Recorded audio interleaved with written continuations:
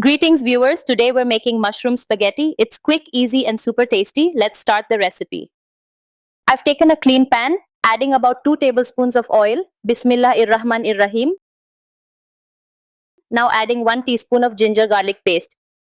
Roast it on medium flame for 2 minutes.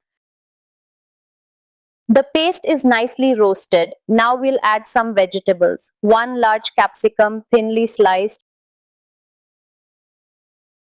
1 cup cabbage, also cut lengthwise, and 1 small tomato sliced the same way. Add them all in. Mix well. We'll roast the veggies for just 2 minutes. Don't overcook, they should stay crunchy and colorful. Now adding 1 cup of mushrooms. Roast them with the veggies. Next, 1 tablespoon soy sauce, 1 tablespoon vinegar and 1 tablespoon chili sauce. Mix everything together. Now add half a pack of boiled spaghetti. Add the spices, half teaspoon salt, 1 teaspoon black pepper, a pinch of oregano. Mix well again. Add 2 tablespoons of tomato ketchup.